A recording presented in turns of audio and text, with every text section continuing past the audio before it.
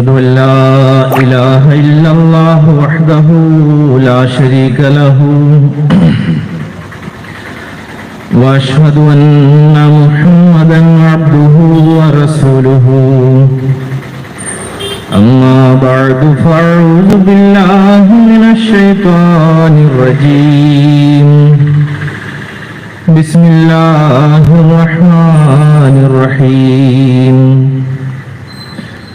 قل إن كنتم تحبون الله فاتبعوني يحببكم الله إن الله وملائكته يصلون على النبي يا أيها الذين آمنوا صلوا عليه وسلموا تسليما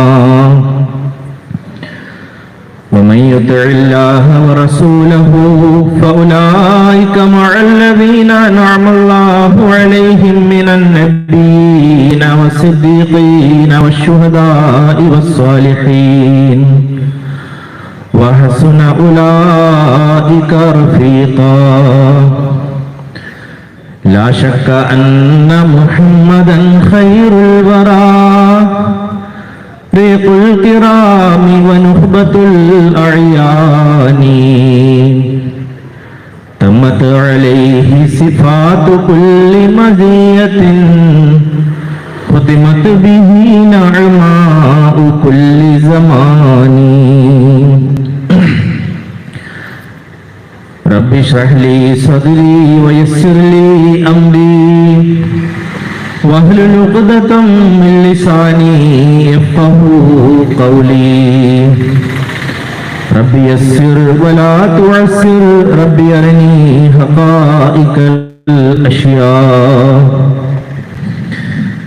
ആദരണീയനായ യോഗാധ്യക്ഷൻ വേദിയിലും സദസ്സിലും ഉപവിഷ്ടരായിട്ടുള്ള മഹത് വ്യക്തിത്വങ്ങളെ, സഹൃദയരായ നാട്ടുകാരെ, സത്യാന്വേഷികളെ, അസ്സലാമു അലൈക്കും വറഹ്മത്തുള്ളാഹി വബറകാതുഹു.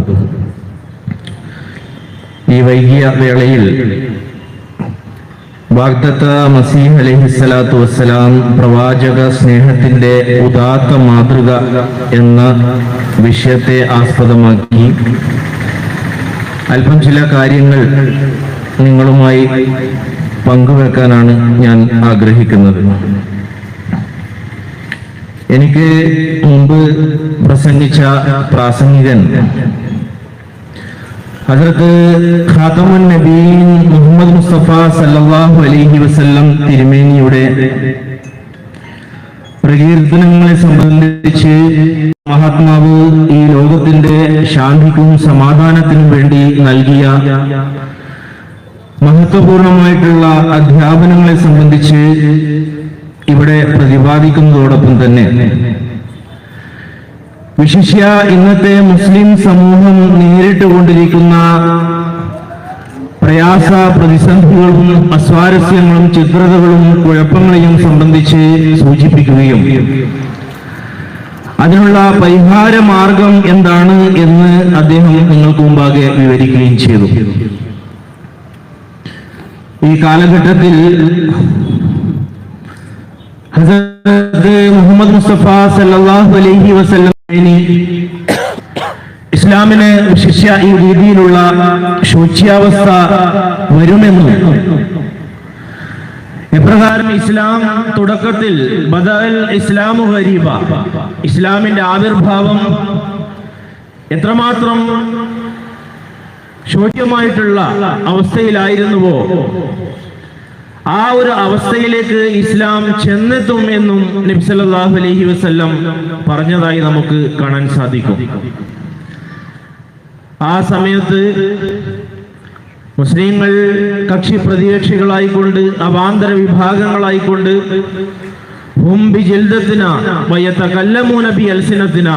അവർ എല്ലാവരും തന്നെ നമ്മുടെ കാര്യങ്ങൾ നിങ്ങളോട് പറയുമെങ്കിലും, അവർ നമ്മളിൽ പെട്ടവരാണ് എന്ന് നിങ്ങളോട് പറയുമെങ്കിലും, അതിൽ നിന്നെല്ലാം തന്നെ നിങ്ങൾ മാറിക്കൊണ്ട് തൽസമു ജമാഅത്തുൽ മുസ്ലിമീന വ ഇമാമഹും, അൽ ജമാഅത്തിനെയും മുസ്ലിങ്ങളുടെ അൽ ജമാഅത്തിനെയും അവരുടെ ഇമാമിനെയും മുറുകെ പിടിക്കുക എന്ന് നബി സല്ലല്ലാഹു അലൈഹി വസല്ലം വളരെ കണിശതയോടുകൂടി നമ്മെ ഉണർത്തുകയും ചെയ്തിട്ടുണ്ട്. ആ കാലഘട്ടം ഏതാണ്? ഇസ്ലാമിന്റെ ഈ അവസ്ഥയിൽ നിന്ന് മുസ്ലിങ്ങളെ രക്ഷിക്കുന്നതിന് വേണ്ടി, അവർക്ക് യഥാർത്ഥ ഇസ്ലാമിന്റെ അധ്യാപനങ്ങൾ പകർന്നു നൽകുന്നതിന് വേണ്ടി, ദീനിനെ പുനർജീവിപ്പിക്കുന്നതിന് വേണ്ടിയും അതുപോലെ തന്നെ ആ ശരീഅത്തിനെ നിലനാട്ടുന്നതിനും വേണ്ടി എന്റെ ഒരു ആത്മീയ സുതൻ എനിക്ക് ശേഷം ഇസ്ലാമിന്റെ ആഗോളതലത്തിലുള്ള വിജയത്തിന് വേണ്ടി, എല്ലാ പ്രത്യയശാസ്ത്രങ്ങൾക്കും മേൽ ഇസ്ലാമിനെ വിജയിപ്പിക്കുന്നതിന് വേണ്ടി 13-ാം നൂറ്റാണ്ടിന്റെ അന്ത്യത്തിലും 14-ാം നൂറ്റാണ്ടിന്റെ തുടക്കത്തിലുമായിക്കൊണ്ട് ഈ ലോകത്ത് വരുമെന്ന് പ്രവാചകൻ സല്ലല്ലാഹു അലൈഹി വസല്ലം തിരുമേനി പ്രവചിച്ചുവെങ്കിൽ, മുസ്ലിം സുഹൃത്തുക്കളെ, നമ്മൾ 1450 ഹിജറയിലൂടെയാണ് ഇപ്പോൾ ജീവിച്ചു കൊണ്ടിരിക്കുന്നത്. 14 കർണുകൾ കഴിഞ്ഞാൽ അള്ളാഹു ഇമാം മഹദിയെ നിയോഗിച്ചയക്കുമെന്ന് ഇവിടെ അറബി മലയാളത്തിലുള്ള ഗ്രന്ഥങ്ങളിൽ പോലും അല്ലാമ ശുജായി മുസ്ലിയാരെ പോലെയുള്ള ആളുകൾ ഫൈദൽ ഫയ്യാദ് പോലെയുള്ള ഗ്രന്ഥങ്ങളിൽ എഴുതി വെച്ചതായി നമുക്ക് കാണാൻ സാധിക്കും. അത് വാഗ്ദത്തം ചെയ്യപ്പെട്ട മഹദി ഇമാമായിരിക്കുമെന്നും അദ്ദേഹം മസീഹായിരിക്കുമെന്നും നബി സല്ലല്ലാഹു അലൈഹി വസല്ലം 70ഓളം ഹദീസുകളിൽ സവിസ്തരം പ്രതിപാദിച്ചതായി നമുക്ക് കാണാൻ സാധിക്കുന്നു. എന്നാൽ ആ യുഗപുരുഷൻ നബി സല്ലല്ലാഹു അലൈഹി വസല്ലമയുടെ പ്രവചനം അനുസരിച്ചുകൊണ്ട് ആ മഹാത്മാവിനെ അള്ളാഹു കൃത്യസമയത്ത് തന്നെ ലോകത്തേക്ക് നിയോഗിച്ചയച്ചപ്പോൾ ആ മഹാത്മാവിനെ ലോകം കാഫിറാക്കിക്കൊണ്ട് തള്ളിക്കളയുകയാണ് ചെയ്തത്. അതിൽ പ്രധാനമായും അവർ പറഞ്ഞത് ഹസ്രത്ത് ഈസാ അലൈഹിസ്സലാം മരിച്ചുപോയി എന്നും തൽസ്ഥാനത്ത് തന്നെ അള്ളാഹു നിയോഗിച്ചിരിക്കുന്നു എന്നും പറഞ്ഞതിന്റെ അടിസ്ഥാനത്തിൽ മിർസ ഗുലാം അഹ്മദ് അൽ ഖാദിയാനി അലൈഹിസ്സലാം അദ്ദേഹം ഇസ്ലാമിക വൃത്തത്തിൽ നിന്ന് പുറത്തായി എന്നുള്ളതാണ്. അതിനുശേഷം അഹമ്മദിയ മുസ്ലിം ജമാഅത്തിനെ എതിർക്കുന്നതിന് വേണ്ടി അഹമ്മദിയ മുസ്ലിം ജമാഅത്തിന്റെ ഇസ്ലാം, അഹമ്മദിയ ജമാഅത്ത് പ്രതിനിധാനം ചെയ്യുന്ന ആ യഥാർത്ഥ ഇസ്ലാം, അതിൽ നിന്ന് ജനങ്ങളെ അകറ്റുന്നതിന് വേണ്ടി ആ മഹാത്മാവിനെതിരിൽ പല രീതിയിലുള്ള ആരോപണങ്ങളും വിമർശനങ്ങളും ആക്ഷേപങ്ങളും അധിക്ഷേപങ്ങളും ഇന്നത്തെ ഈ കാലഘട്ടത്തിലെ മുസ്ലിം പണ്ഡിതന്മാർ അദ്ദേഹത്തിനെതിരിൽ ജനങ്ങൾക്ക് തെറ്റായ രീതിയിലുള്ള കാര്യങ്ങൾ പറഞ്ഞു കൊടുക്കുകയാണ്. എന്നാൽ ആ മഹാത്മാവ് പറയുന്നു, ഞാൻ പുതിയൊരു വാദത്തിന്റെയും നാമത്തിന്റെയും അടിസ്ഥാനത്തിൽ നബിയും റസൂലുമല്ല, മുഹമ്മദീ രൂപത്തിന്റെയും മുഹമ്മദീ നുബുവത്തിന്റെ സമ്പൂർണ്ണ പ്രതിഫലനത്തിന്റെയും പരിപൂർണ ശിഷ്യത്വത്തിൽ ഉള്ള ദർപ്പണം എന്ന നിലക്ക് മാത്രമാണ് ഞാൻ നബിയും റസൂലുമായിട്ടുള്ളത്. ഹദ്റത്ത് ഖാതമുൻ നബിയീൻ മുഹമ്മദ് മുസ്തഫ സല്ലല്ലാഹു അലൈഹി വസല്ലം തിരുമേനിയെ നഊദു ബില്ലാഹി സുമ നഊദു ബില്ലാഹി മിൻ ദാലിക് അഹമ്മദികളും അഹമ്മദിയ ജമാഅത്തിന്റെ സ്ഥാപകരും നിന്ദിക്കുന്നുവെന്നും അംഗീകരിക്കുന്നില്ല എന്നും അവർ പ്രവാചക നിഷേധികളാണ് എന്നും തഹഫ്ഫുദ് ഖതമുൻ നുബുവത്ത് പോലെയുള്ള യഥാർത്ഥ പ്രവാചകന്റെ അനുയായികളാണെന്ന് അവകാശവാദം ഉന്നയിക്കുന്ന സംഘടനകൾ പോലും പല രീതിയിലുള്ള ആക്ഷേപങ്ങൾ ഇന്ന് ഉന്നയിച്ചുകൊണ്ടിരിക്കുകയാണ്. അവിടെയാണ് അഹമ്മദിയ മുസ്ലിം ജമാഅത്തിന്റെ സ്ഥാപകർക്ക് അഷ്റഫുൽ ഖൽഖ് ഹദ്റത്ത് മുഹമ്മദ് മുസ്തഫ സല്ലല്ലാഹു അലൈഹി വസല്ലം തിരുമേനിയോട് ഉണ്ടായിരുന്ന പ്രേമവും ആ അനുരാഗവും അങ്ങയോടുണ്ടായിരുന്ന ആദരവും ഏത് രീതിയിലാണ്, എത്രത്തോളമാണ് ആ പ്രവാചകനെ അവിടുന്ന് അംഗീകരിക്കുകയും അനുധാവനം ചെയ്യുകയും അനുസരിക്കുകയും ചെയ്തിട്ടുള്ളത് എന്ന് നാം വിലയിരുത്തേണ്ടത്. അദ്ദേഹം തന്റെ തജല്ലിയാത്തെ ഇലാഹിയ എന്ന ഗ്രന്ഥത്തിൽ ഇപ്രകാരം പറയുന്നു, ഞാൻ നബി തിരുമേനിയുടെ ഉമ്മത്തിലും അനുസാരിയും അല്ലായിരുന്നുവെങ്കിൽ ലോകത്തുള്ള സർവ്വ പർവ്വതങ്ങൾക്കും സമാനമായത്ര പുണ്യകർമ്മങ്ങൾ ഞാൻ ചെയ്തിട്ടുണ്ടെന്നാലും അള്ളാഹുവിൽ നിന്നുള്ള മധുര ഭാഷണത്താൽ ഞാൻ അനുഗ്രഹിക്കപ്പെടുമായിരുന്നില്ല. എന്തെന്നാൽ മുഹമ്മദിയ നുബുവത്തല്ലാതെ മറ്റെല്ലാ നുബുവത്തുകളും നിർത്തലാക്കപ്പെട്ടിരിക്കുകയാണ്. ശരീഅത്തോടു കൂടിയ ഒരു പ്രവാചകനും ഇനി വരികയില്ല. ശരീഅത്തില്ലാത്ത നബി വരാവുന്നതാണ്. പക്ഷേ ആ നബി ഒന്നാമതായി തിരുനബിയുടെ ഉമ്മത്തിയായിരിക്കണം. അതുപോലെ തന്നെ അദ്ദേഹം തന്റെ നുസൂലുൽ മസീഹ് എന്ന ഗ്രന്ഥത്തിൽ ഇപ്രകാരം പറയുന്നു: നബി തിരുമേനി സല്ലല്ലാഹു അലൈഹി വസല്ലം നബിയുള്ള എന്ന് നാമകരണം ചെയ്തിട്ടുള്ള, അതായത് അള്ളാഹുവിന്റെ നബിയായിരിക്കുമെന്ന് നാമകരണം ചെയ്തിട്ടുള്ള ആ വാഗ്ദത്ത മസീഹ് ഞാൻ തന്നെയാകുന്നു. ഇതായിരുന്നു അദ്ദേഹത്തിന്റെ അവകാശവാദം.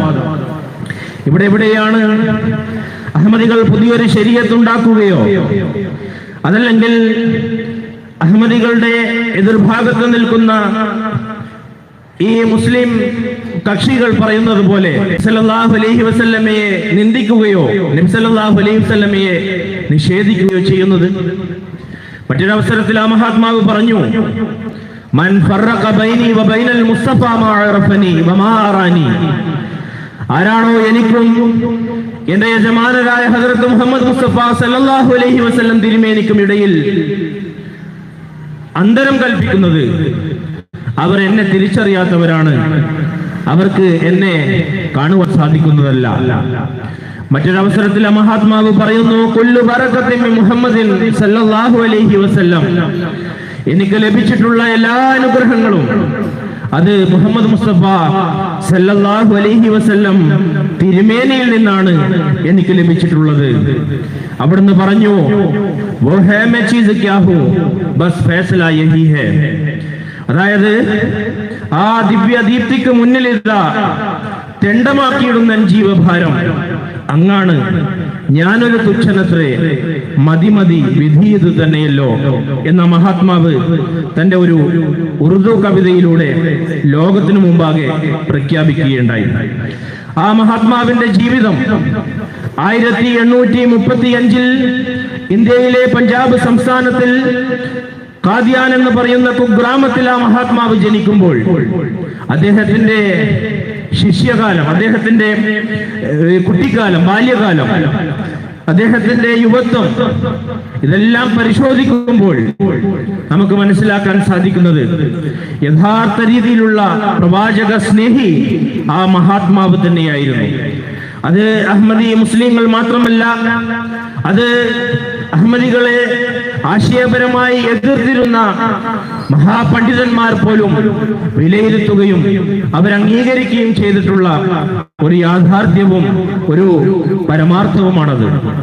ആ മഹാത്മാവ് തന്റെ ചെറുപ്രായം മുതൽ അള്ളാഹുവിനോടുള്ള പ്രേമത്തിലും അള്ളാഹുവിന്റെ പ്രവാചകനോടുള്ള ആ ഇഷ്കിലും തന്റെ സമയങ്ങൾ കഴിച്ചുകൂട്ടി എന്നുള്ളതാണ്.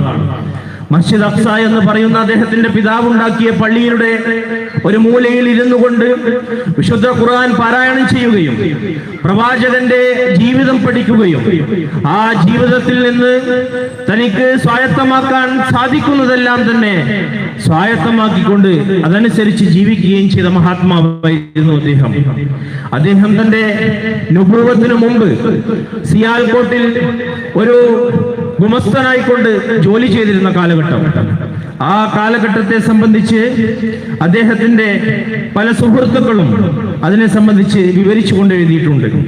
ഹദ്റത്ത് ഹക്കീം ഹസാമുദ്ദീൻ സാഹിബ് റളിയല്ലാഹു തആല അൻഹു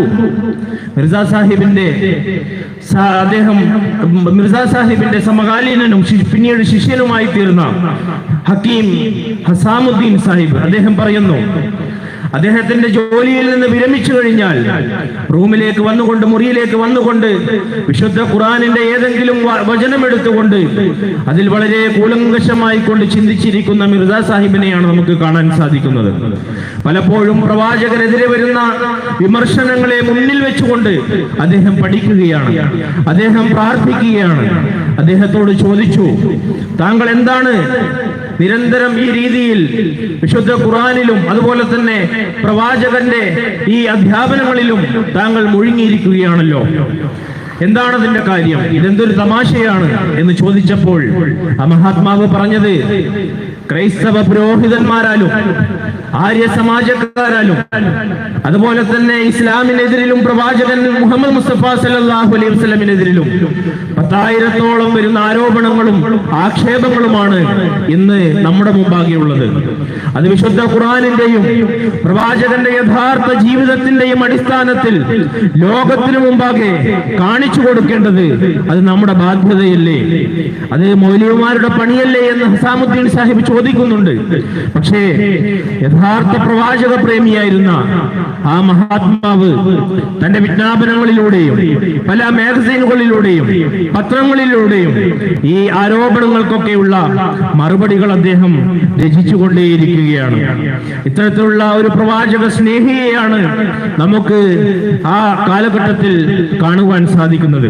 അതുകൊണ്ട് തന്നെ യഥാർത്ഥ രീതിയിൽ ഈ ലോകത്ത് ഹസ്രത്ത് മുഹമ്മദ് മുസ്തഫ സല്ലല്ലാഹു അലൈഹി വസല്ലം തിരുമേനിയുടെ അനുധാവനങ്ങൾ, അത് തന്റെ അനുധാവനം നടത്തിക്കൊണ്ട് ആ പ്രവാചകന്റെ ജീവിതത്തെ തന്റെ ഉള്ളിലേക്ക് പ്രാവർത്തികമാക്കിക്കൊണ്ട് ആ മഹാത്മാവ് ലോകത്തിനു മുമ്പാകെ കാണിച്ചു കൊടുത്തു. പ്രവാചകനല്ലാതെ ഒരു ജീവിതം ആ മഹാത്മാവിന് ഉണ്ടായിരുന്നില്ല. ചിലപ്പോൾ പ്രവാചകനെ ഓർത്തുകൊണ്ട് കണ്ണീർ വാഴ്ത്തുന്ന അവസ്ഥയാണ് നമുക്ക് കാണുവാൻ സാധിക്കുന്നത്. ആ മഹാത്മാവ് ഒരു അവസരത്തിൽ തന്റെ മസ്ജിദായ ഖാദിയാനിലെ മസ്ജിദ് മുബാറക്കിൽ എന്തോ ജപിച്ചുകൊണ്ടും ഉരുവിട്ടുകൊണ്ടും ഉലാത്തിക്കൊണ്ടേയിരിക്കുകയാണ്. മാത്രമല്ല അദ്ദേഹത്തിന്റെ കണ്ണിൽ നിന്ന് ധാരധാരയായി കണ്ണീർ ഒഴുകിക്കൊണ്ടിരിക്കുകയാണ്. അദ്ദേഹത്തിന്റെ ഏതോ ഒരു ശിഷ്യൻ വന്നുകൊണ്ട് ചോദിക്കുന്നു, താങ്കൾ എന്താണ്, എന്തെങ്കിലും പ്രയാസത്തിലാണോ, എന്താണെന്ന് താങ്കൾ പറയുക എന്ന് ചോദിക്കുമ്പോൾ ആ മഹാത്മാവ് പറയുന്നത്, ഞാൻ ഹസ്രത്ത് മുഹമ്മദ് മുസ്തഫ സല്ലല്ലാഹു അലൈഹി വസല്ലം തിരുമേനിയെ സംബന്ധിച്ച് ഹസ്സാൻ ബിൻ സാബിത്ത് റളിയല്ലാഹു അൻഹു രചിച്ച ഈരടി സ്മരിച്ചുകൊണ്ടിരിക്കുകയായിരുന്നു. എന്തായിരുന്നു ആ വരികൾ? ആ വരിയിൽ ഇപ്രകാരം പറയുന്നു, കുന്ത സവാദലിൻ നാദിരി നമിയ അലൈകൻ ഫഅമിയ അലൈകൻ നാദിറു മൻ ഷാ ബഅദക ഫൽയമുത് ഫഅലൈക കുന്തു ഹാസിറു. അതായത് പ്രവാചകരെ, താങ്കൾ എന്റെ കണ്ണിന്റെ കൃഷ്ണമണിയായിരുന്നു, എന്നാൽ ഇതാ ഇന്ന് താങ്കളുടെ വഫാത്തോടുകൂടി എന്റെ കണ്ണിന് കാഴ്ച നഷ്ടപ്പെട്ടിരിക്കുന്നു, എന്റെ കണ്ണുകൾ അന്ധമായിരിക്കുന്നു. ഈ വരികൾ എഴുതിയിരിക്കുന്നത് പ്രവാചകന്റെ അന്ധനായ, കണ്ണ് കാണാൻ കഴിയാതിരുന്ന ഹസ്സാൻ ബിൻ സാബിത്ത് എന്ന് പറയുന്ന സഹാബിയായിരുന്നു. അദ്ദേഹം അന്ധനായിരുന്നു. പക്ഷേ അദ്ദേഹത്തിന്റെ ജീവിതത്തിൽ എന്തെങ്കിലും ആനന്ദം അദ്ദേഹത്തിന് ലഭിച്ചിരുന്നുവെങ്കിൽ, എന്തെങ്കിലും അനുഭൂതി ഉണ്ടായിരുന്നുവെങ്കിൽ, ജീവിതത്തിന്റെ എന്തെങ്കിലുമൊക്കെ അർത്ഥത്തിലൂടെ അദ്ദേഹം സഞ്ചരിച്ചിരുന്നുവെങ്കിൽ അത് പ്രവാചകനെ അനുധാവനം ചെയ്തുകൊണ്ട്, പ്രവാചകനെ അനുസരിച്ചുകൊണ്ട്, പ്രവാചകനെ സ്നേഹിച്ചുകൊണ്ടായിരുന്നു ആ മഹാത്മാവ് തന്റെ ആ രീതിയിലുള്ള ജീവിതം നയിച്ചിരുന്നത്. അപ്പോൾ അന്ധനായിരുന്ന സഹാബി തന്റെ ജീവിതം മുഹമ്മദ് മുസ്തഫ സല്ലല്ലാഹു അലൈഹി വസല്ലമിലൂടെയായിരുന്നു സന്തോഷമയമാക്കി തീർത്തിരുന്നത്. ആ പ്രവാചകന്റെ അവദാനങ്ങളെ വാഴ്ത്തുന്നതിന് വേണ്ടിയും ആ പ്രവാചകൻ ഇന്ന് ഇത്രമാത്രം വിമർശിക്കപ്പെടുമ്പോൾ, ആ പ്രവാചകനെതിരിൽ ഇത്രമാത്രം ആരോപണങ്ങൾ ഇന്ന് ക്രൈസ്തവ പുരോഹിതന്മാരും അതുപോലെ തന്നെ ഇസ്ലാമിന്റെ എതിരാളികളും ഉന്നയിച്ചു കൊണ്ടിരിക്കുമ്പോൾ, നൂറുകണക്കിന് അത്തരത്തിലുള്ള ഗ്രന്ഥങ്ങൾ ഇന്ന് നമുക്ക് ലഭ്യമാകുമ്പോൾ, ഹസ്രത്ത് മിർസ സാഹിബ് ഹസ്രത്ത് ഗുലാം മുഹമ്മദ് അൽ ഖാദിയാനി അലൈഹിസ്സലാത്തു വസ്സലാം അദ്ദേഹത്തിന്റെ ആ മനോഹരമായ ജീവിതം ലോകത്തിന് മുമ്പാകെ കാണിച്ചു കൊടുക്കുകയാണ്. അദ്ദേഹം പറയുന്നത്, ഹസ്സാൻ ബിൻ സാബിത്ത് അന്ധനായ സഹാബി പ്രവാചകനിലൂടെ അദ്ദേഹത്തിന് കാഴ്ച ലഭിച്ചുകൊണ്ട് അദ്ദേഹം എന്തൊന്ന് കാണുകയും തന്റെ ജീവിതത്തെ അദ്ദേഹം അർത്ഥവത്താക്കി തീർക്കുകയും ചെയ്തു. ഈ വരികൾ അത് എന്റെ നാവിലൂടെ ആയിരുന്നു പുറപ്പെട്ടിരുന്നുവെങ്കിൽ എത്ര നന്നായേനെ എന്ന് ഞാൻ ആഗ്രഹിച്ചു പോവുകയാണ്. നോക്കുക, ഇത് 1400 വർഷങ്ങൾ പിന്നിടുമ്പോഴും നമുക്ക് വേണ്ടപ്പെട്ടവരും ഉടയവരും അതുപോലെ തന്നെ രക്തബന്ധുക്കളും ഒക്കെ തന്നെ വിട പറഞ്ഞു പോകുന്നു. പക്ഷേ അല്പകാലങ്ങൾക്ക് ശേഷം നമ്മളത് സ്വാഭാവികമായും നമ്മൾ മറന്നു പോകുന്നു. അത് നമ്മൾ ആ കാര്യങ്ങൾ കാര്യങ്ങൾ വലിയ രീതിയിൽ നമ്മൾ ആലോചിക്കുകയോ ചിന്തിക്കുകയോ ചെയ്യുന്നില്ല. എന്നാൽ 1400 വർഷങ്ങൾക്കിപ്പുറവും ആ പ്രവാചകനെ കുറിച്ച് സ്മരിക്കുകയും ആ പ്രവാചകന്റെ ആ എല്ലാ രീതിയിലുള്ള ജീവിതത്തെയും തന്റെ ഓരോ അടക്കമടക്കങ്ങളിലും തന്റെ ശ്വാസോച്ഛ്വാസങ്ങളിലൂടെയും തന്റെ ശിഷ്യന്മാർക്ക് പഠിപ്പിച്ചു കൊടുക്കുകയും ചെയ്യുന്ന ഒരു മഹാത്മാവിനെയാണ് നമുക്ക് കാണുവാൻ സാധിക്കുന്നത്. അദ്ദേഹത്തിന്റെ ജീവിതം നമ്മൾ പരിശോധിക്കുകയാണെങ്കിൽ അദ്ദേഹം ഒരിക്കൽ കറന്തീൻ ഹസ്രത്ത് മിർസ സാഹിബിനെതിരിൽ ഉന്നയിച്ച ആ കേസിന്റെ വിചാരണയ്ക്ക് വേണ്ടി ഗുരുദാസ്പൂരിൽ പോയ ഒരു അവസരമായിരുന്നു. വളരെ ഊഷ്ണമായിട്ടുള്ള കാലഘട്ടമാണ്, വളരെ ചൂടേറിയ സമയം. അദ്ദേഹത്തിന് രാത്രി വിശ്രമിക്കുവാൻ വേണ്ടി അദ്ദേഹത്തിന്റെ സേവകർ അദ്ദേഹത്തിന് ഒരുക്കിയിരുന്നത് ഒരു വീടിന്റെ മുകൾ ഭാഗത്തായിരുന്നു. അപ്പോൾ മിർസ സാഹിബ് അവിടേക്ക് വിശ്രമിക്കുന്നതിന് വേണ്ടി പോകുമ്പോൾ കാണുന്നത് അവിടെ ഒരു രീതിയിലുള്ള മറയോ അല്ലെങ്കിൽ പേരപ്പറ്റോ ഒന്നുമില്ലാത്ത ഒരു വിശാലമായ ഒരു മേൽക്കൂരയാണ്. അദ്ദേഹം പറഞ്ഞു, നിങ്ങൾക്കറിയില്ലേ, ഹസ്രത്ത് മുഹമ്മദ് മുസ്തഫ സല്ലല്ലാഹു അലൈഹി വസല്ലമയുടെ അധ്യാപനം നിങ്ങൾക്കറിയുകയില്ലേ? ആ മഹാത്മാവ് നഹാ റസൂലുള്ളാഹി സല്ലല്ലാഹു അലൈഹി വസല്ലം അയ്യനാമ റജുലു അലാ സത്ഹിൻ ലൈസ ബി മഹ്ജൂറിൻ അലൈഹി, അതായത് ഏതെങ്കിലും രീതിയിലുള്ള മറകളോ അതല്ലെങ്കിൽ ചുറ്റുമതിലുകളോ ഇല്ലാത്ത തുറന്ന സ്ഥലത്ത്, തുറസായ സ്ഥലങ്ങളിൽ ഉറങ്ങുന്നതിനെ സംബന്ധിച്ച് നമ്മുടെ യജമാനനായ നബി വിലക്കിയിരിക്കുന്നു എന്ന് നിങ്ങൾക്കറിയില്ലേ എന്ന് അവിടുന്ന് ചോദിക്കുകയാണ്.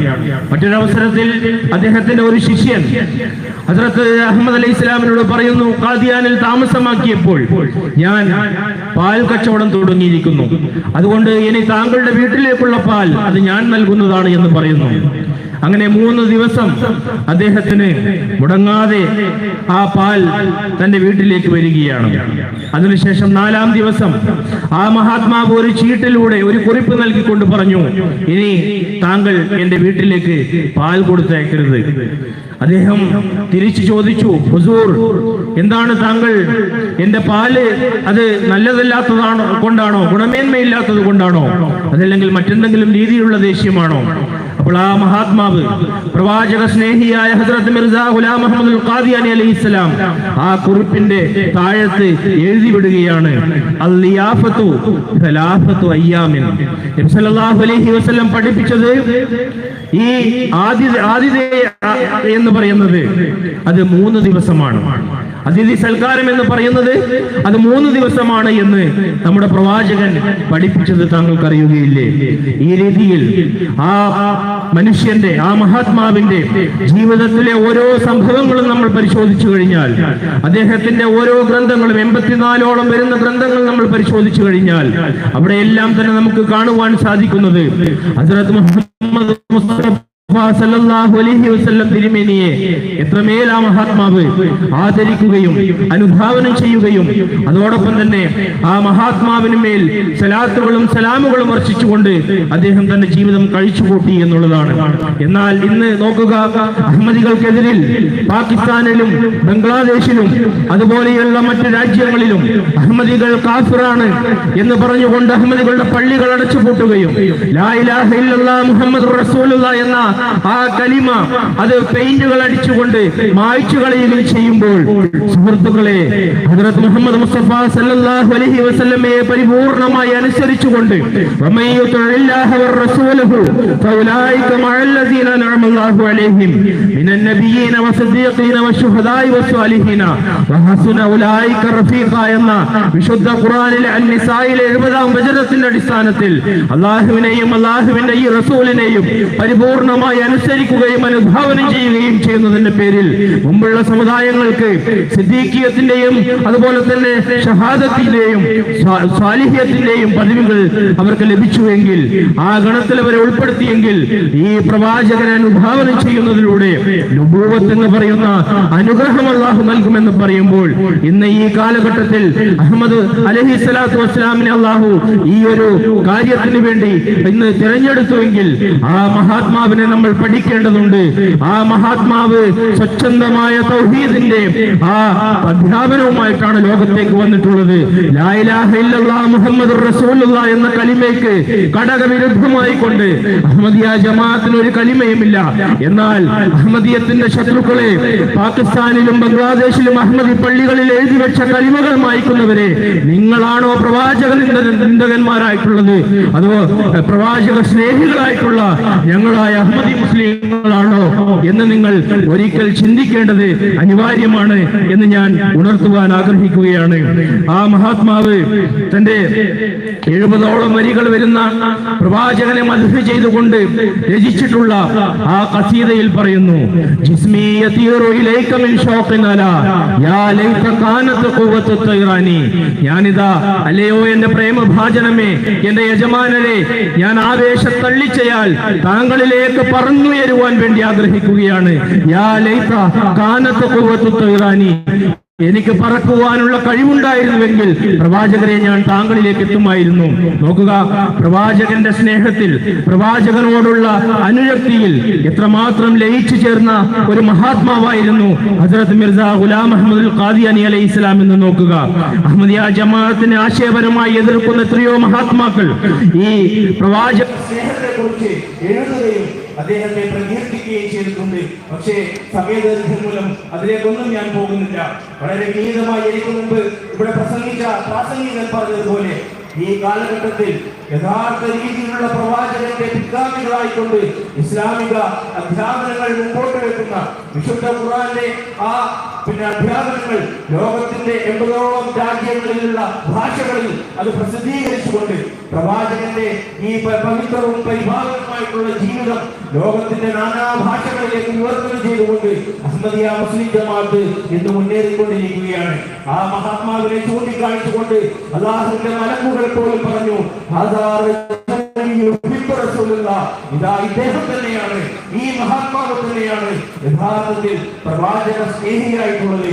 അതുകൊണ്ട് നിങ്ങൾ ഒരിക്കലും ആ മഹാത്മാവിനെതിരെ ഇത്തരത്തിലുള്ള ഒരു ആരോപണങ്ങളും അറിഞ്ഞുകൊണ്ട് നിങ്ങൾ ഒരിക്കലും ഉന്നയിക്കരുത് എന്ന് മാത്രം പറയുന്നതോടൊപ്പം അഹ്മദിയ ജമാഅത്തിലൂടെ മാത്രമേ നമുക്ക് ഈ കാലഘട്ടത്തിൽ സുരക്ഷിതമായിട്ടുള്ള ഒരു സംരക്ഷണ കോട്ടന്റെ ആ സുരക്ഷിതമായിട്ടുള്ള ഒരു സംരക്ഷണ വലയത്തിൽ നമുക്ക് അകപ്പെടുവാൻ സാധിക്കുകയുള്ളൂ.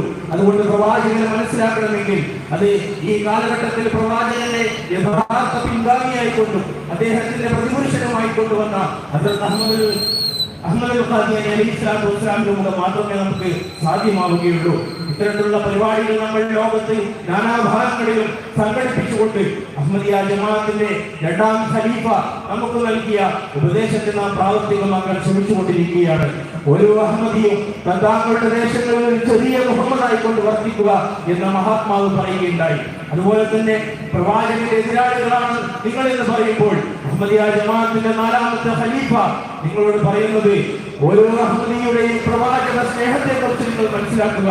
അഹ്മദികളായ ഞങ്ങളെ നിങ്ങൾ തുണ്ടമാക്കിക്കൊണ്ട് ആ കഷ്ണങ്ങൾ നിങ്ങൾ സമുദ്രത്തിൽ ഒഴുക്കുകയും അതല്ലെങ്കിൽ അത് കത്തിച്ച് ചാമ്പലാക്കിക്കൊണ്ട് ആ ചാരങ്ങൾ നിങ്ങൾ സമുദ്രത്തിലേക്ക് ഒഴുക്കുകയുമാണെങ്കിലും ആ ഓരോ കണികയിൽ നിന്നും നിങ്ങൾക്ക് അല്ലാഹുവിനോടും പ്രവാചകനോടുമുള്ള ആ ഒരു സ്നേഹത്തിന്റെ ശബ്ദങ്ങൾ നിങ്ങൾക്ക് അലയടിച്ചു വരുന്നതായി നിങ്ങൾക്ക് കേൾക്കുവാൻ സാധിക്കുമെന്ന് അഹ്മദിയ ജമാഅത്തിന്റെ 4ാം ഖലീഫ പറയുകയുണ്ടായി.